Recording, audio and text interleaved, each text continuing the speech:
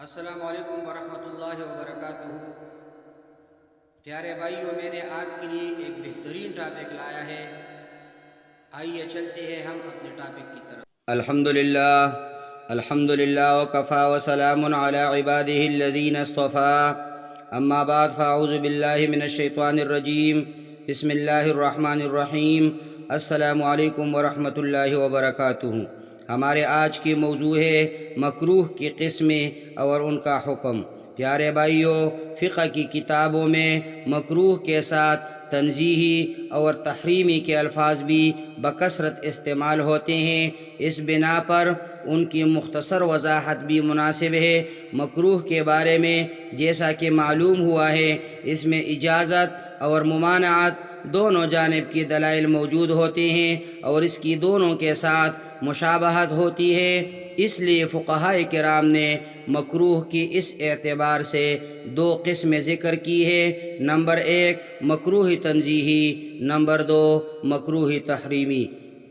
پیارے بھائیوں، مکروہ تنزیہی کی تعریف کر رہا ہوں۔ اس مکروہ کو کہتے ہیں جس میں ممانعت کے مقابلہ میں اجازت کے دلائل غالب اور قوی ہوتے ہیں۔ اس بنا پر وہ حرام کے مقابلہ میں حلال کے زیادہ قریب ہوتا ہے۔ نمبر 2 مکروہ تحریمی۔ اس مکروہ کو کہتے ہیں جو اس کے برعکس ہوتا ہے، یعنی اس میں ممانعت کے دلائل غالب اور قوی ہوتے ہیں اور اس وجہ سے وہ حرام کے زیادہ قریب ہوتا ہے۔ پہلی قسم کا حکم یہ ہے کہ اس سے اجتناب بہتر اور باعث اجر و ثواب ہے، البتہ ارتکاب کی صورت میں گناہ نہیں ہوتا۔ اور دوسری قسم کا حکم یہ ہے کہ اس سے اجتناب ضروری ہے اور اس کا مرتکب گناہ کا مستحق ہوتا ہے۔ مجموعہ قواعد الفقہ الحنفیہ میں ہے: الکراہۃ شرعا کون الفعل بحیث یکون ترکہ اولا مع عدم المنع من ذلك الفعل ويسمى مکروہا وهو نوعان: مکروہ کراہۃ تحریم ومکروہ کراہۃ تنزیہیہ۔ فالاول عند الشیخین ما كان الى الحرام اقرب والثانی ما كان الى الحل اقرب، كذا في كشاف المصطلحات۔ ومعنى كرهت الشيء إذا لم ترده ولم ترزه، قال في المغرب۔ شرعی طور پر کراہت کا مطلب کسی فعل کا اس طرح ہونا کہ اس کا چھوڑ دینا بہتر ہو، باوجود یہ کہ اس فعل سے بالکل منع بھی نہ کیا گیا ہو۔ اس فعل کا نام مکروہ رکھا گیا ہے۔ اس کی دو قسمیں ہیں: مکروہ تحریمی، مکروہ تنزیہی۔ شیخین کی نزدیک پہلا وہ ہے جو حرام کے قریب ہوتا ہے اور دوسرا وہ ہے جو حلال کے قریب ہوتا ہے۔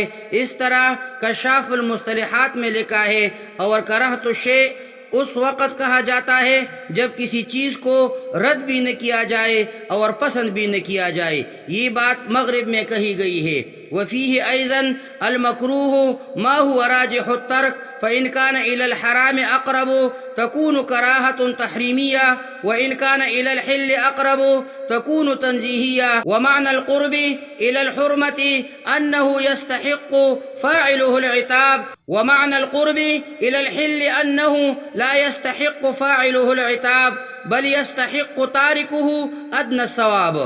مکروہ وہ ہے جس کا چھوڑنا راجح ہو، اگر وہ حرام کی زیادہ قریب ہو تو کراہت تحریمی ہوگی، اور اگر حلت کی زیادہ قریب ہے تو کراہت تنزیہی ہوگی۔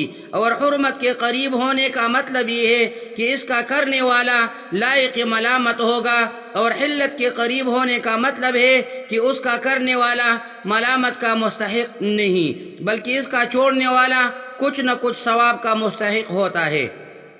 الغرض حاصل یہ ہے کہ احکامات شرعیہ مرتبہ کے لحاظ سے یکساں نہیں ہیں، بلکہ ان کی مختلف قسمیں ہیں۔ مکروہ بھی احکامات کی ان مختلف اقسام میں سے ایک اہم قسم ہے۔